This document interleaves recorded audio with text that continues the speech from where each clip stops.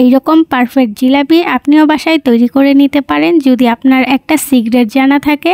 আসসালামু আলাইকুম, আশা করি সবাই ভালো আছেন। আজকে আপনাদের সাথে শেয়ার করব হোটেলের স্টাইলে পারফেক্ট জিলাপি রেসিপি। জিলাপির সিক্রেট সহ জিলাপি কিভাবে ক্রিস্পি থাকবে A to Z সব কিছুই আপনাদের সাথে আমি এই ভিডিওতে শেয়ার করব। তো অবশ্যই পুরো ভিডিওটা দেখবেন, আর আমার চ্যানেলে নতুন হয়ে থাকলে অবশ্যই আমার চ্যানেলটা সাবস্ক্রাইব করে দিবেন। এখানে আমরা প্রথমেই জিলাপির জন্য শিরাটা তৈরি করে নিব। তার জন্য একটা হাঁড়ির মধ্যে নিয়ে নিলাম 1.5 কাপ পরিমাণের চিনি। চিনির পরিমাণ অনুযায়ী এখানে আমি 1 কাপ পানি দিয়ে দিব। যেহেতু জিলাপির শিরাটা একটু ঘন করে করতে হয়, তার জন্য এখানে আমি চিনির থেকে পানির পরিমাণটা কম করে দিয়েছি। আর এখানে আমি শিরাটা কালার করার জন্য একটু জর্দা রং দিয়েছি, আপনারা চাইলে এটা স্কিপও করতে পারেন। রংটা ভালো করে মিশিয়ে এর মধ্যে দিয়ে দিব 2টা এলাইচি। এখন শিরাটা ভালো করে জাল করে নিব। 10 থেকে 12 মিনিট জাল করার পর দেখবেন শিরাটা একটু একটু ঘন হয়ে আসছে। এই পর্যায়ে আপনারা আঙুলে চেক করে নিতে পারেন। একতার হয়ে আসলেই আমাদের শিরাটা তৈরি করা হয়ে যাবে। নামানোর কয়েক সেকেন্ড আগে এখানে আমি একটা লেবুর চিড় দিয়ে দিব যেন শিরাটা বসে না যায়। শিরাটা নামিয়ে চলে যাব জিলাপির ডোটা তৈরি করার জন্য। একটা বোলের মধ্যে প্রথমে 1 কাপ পানি নিয়ে নিব। আমি যেমন করে ডোটা তৈরি করব চেষ্টা করবেন ওইভাবেই তৈরি করার জন্য। তারপর এখানে আমি 2 কাপ ময়দা নিয়ে নিব। আপনারা চাইলে ময়দার পরিবর্তে আটাও ব্যবহার করতে পারেন। দিয়ে দিব হাফ চামচ বেকিং সোডা। আর এখন যেটা দিব এটাই হলো সিক্রেট, এটা ছাড়া কখনোই আপনি জিলাপি তৈরি করতে পারবেন না। এইটাই হলো সেই হাইড্রো অ্যাসিড, এটা ছাড়া জিলাপিটা একদমই পারফেক্ট হবে না। এই হাইড্রো অ্যাসিডটা আপনারা যে কোনো মুদির দোকানে খুঁজলেই পেয়ে যাবেন। আর এই অ্যাসিডটা খুবই সামান্য পরিমাণের ব্যবহার করতে হয়। আপনারা দেখেই বুঝতে পেরেছেন আমি কতটুকু ব্যবহার করেছি।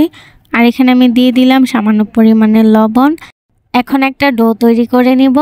প্রথমে আমরা আগে যে পানিটা নিয়েছি তার সাথে ময়দাটা ভালো করে মিশিয়ে নিব। তারপর এখানে যদি ময়দাটা শক্ত হয়ে থাকে তাহলে অল্প অল্প করে পানি ব্যবহার করে আমরা ডো তৈরি করে নিব। আর এখানে কিন্তু ডোটা তৈরি করার সময় ডোটা একটুখানি রাবারি লাগবে। তো এটা চিন্তা করার কোনো বিষয় না, কারণ আমরা এখানে যে হাইড্রোস অ্যাসিডটা ব্যবহার করেছি সেটার জন্য ডোটা এখানে একটু রাবারি লাগবে। এই ডোটা তৈরি করার সময় চেষ্টা করবেন ডোটা ভালো করে ফেটিয়ে নেওয়ার জন্য। ডোটা যত ভালো করে ফেটাবেন ডোটা ততটাই স্মুথ হবে।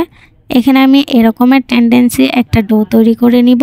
হাতে নেওয়ার পর একসাথে ডোটা পড়লেই বুঝতে পারবেন জিলাপির ডোটা তৈরি করা হয়ে গিয়েছে। এখন আমি ডোটা একটা র্যাপিং পেপারের মধ্যে নিয়ে নিব।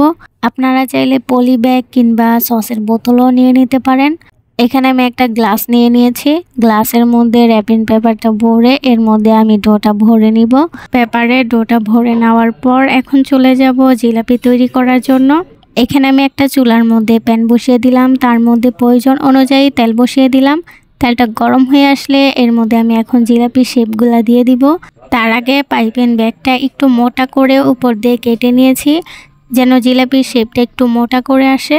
আর জিলাপিগুলা দেওয়ার সময় কিন্তু অবশ্যই তেলটা হাই হিটে রাখবেন।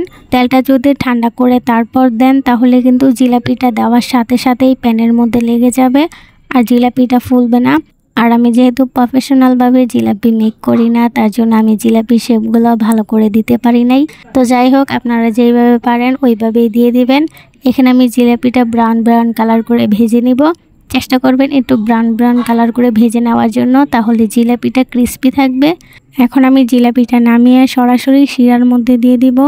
আর এই পর্যায়ে কিন্তু শিরাটা অবশ্যই ঠান্ডা করে নেবেন।